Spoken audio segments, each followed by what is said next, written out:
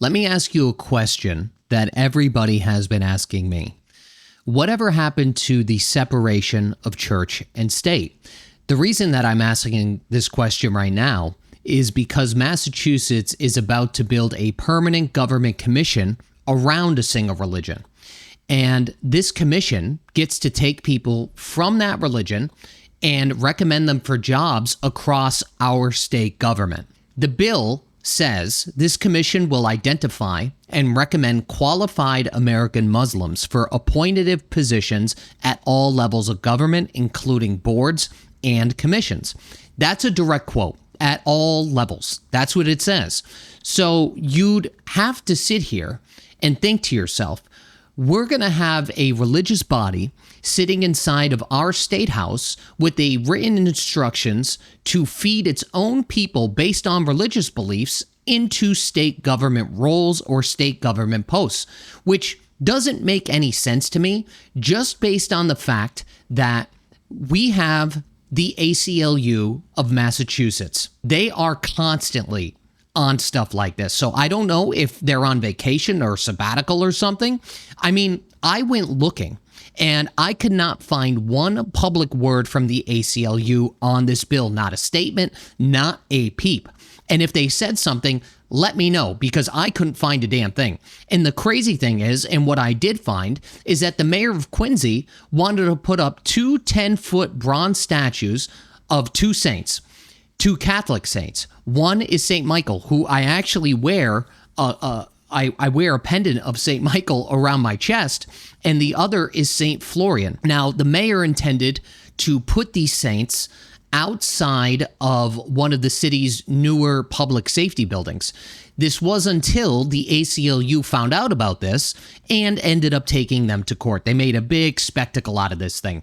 And they also teamed up with the Americans United and the Freedom from Religion Foundation. And they sued. That's what happened. They sued. And the judge blocked those two statues from being erected while this case is playing out in the courts. So we're talking about two statues here, guys, okay? It's two statues on a building. That got them into a courtroom.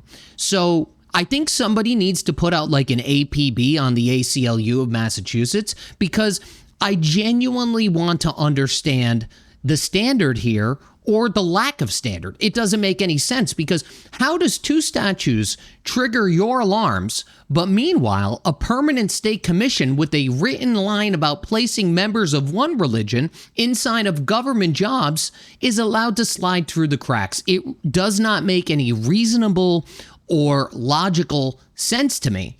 And maybe it does. Maybe they do have a reason behind this. I don't know. So anyway, let me back up and lay out what we're actually dealing with here. This is Senate Bill 2134. The sponsor is none other than State Senator Jamie Eldridge out of Marlboro. Now, this isn't the first time that they tried to take a swing or to pass something like this. This started back in the beginning of 2023, but that ended up dying in committee. So the idea has been there. It's been floating around Beacon Hill for years when you think about it. And also, when you think about it, that would have allowed, if this was the beginning of 2023, that would have allowed the ACLU to speak up over the last 3.5 years, and it's been absolute crickets on this. Absolute crickets. And this new bill, at the end of last year, meaning 2025, it ended up clearing committee with what I was reading a favorable report. And in January, it got referred to the Senate Ways and Means, which means that this bill is not dead. This bill is not dead. It is alive, and it is moving through the courses of the legislature. The title is an act promoting the civil rights and inclusion of American Muslims in the Commonwealth. And here's some of the structure of this bill. It consists of 11 members with 3-year terms with no sunset date on this thing. I believe those 3 years and those people that are commissioned here, it's going to be renewable, which in turn makes me think that this is somewhat permanent, or it just stays. At least it seems to be permanent to me.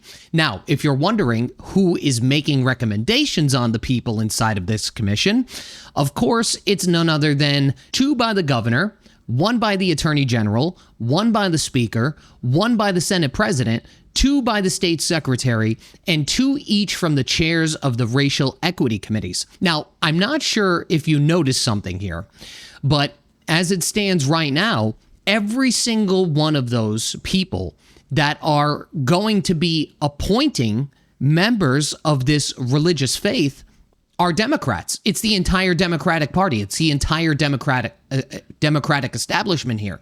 Every single chair position. So every appointment or recommendation is coming through or being funneled through the lens or the pipeline of Democrats.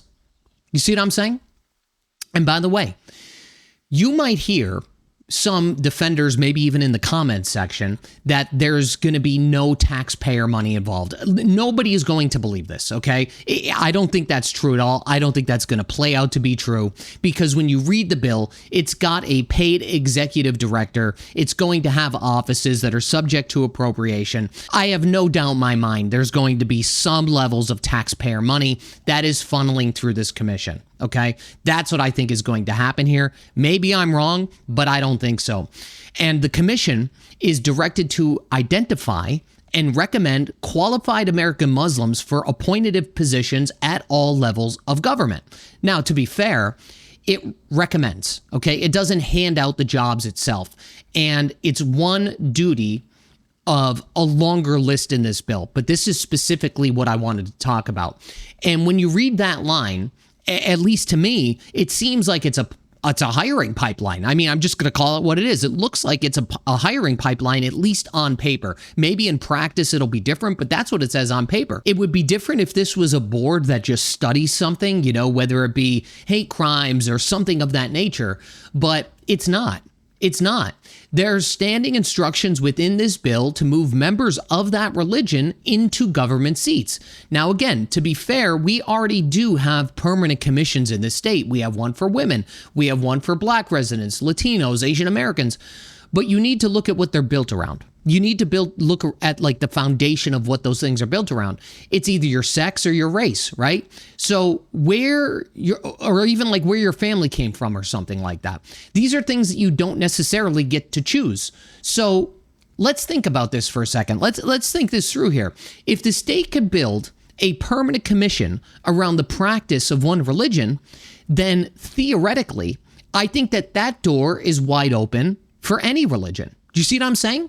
So either every single faith in Massachusetts gets its own permanent commission, or potentially its own permanent commission, or it's going to look like a singular pipeline of a singular religion into our government. Does that make sense? That's what it looks like to me. And if they don't do something where multiple religions get represented, guess what's going to happen? It's going to look like Massachusetts is playing favorites here. That's the way that this is going to look. And a government with a favorite religion is the exact thing that the whole separation of church and state idea was built upon to prevent this from the first place. What I'm trying to say here is that if they decide to do something like this, it's only going to open up more doors for the same thing. Now, if you're for that, that's fine. I'm just telling you the way that I see it. I could see this potentially being very problematic. And the fact remains, that's one of my issues with this. But my other, and I think one of my biggest issues, is that the biggest advocates against this type of thing have, at least to my knowledge, yet to speak up on it. So if anybody out there finds something from the ACLU of Massachusetts, and if they actually weighed in on something like this or this bill itself, send it my way, because I can't find it anywhere. What do you guys think about this? I feel like there is this trend happening, not only in, let's say, Democratic strongholds, but there is this trend happening throughout the United States where we are starting to transition from where we were to the future of what certain politicians want to see the cultural makeup of this country to be. That's what I think is happening here.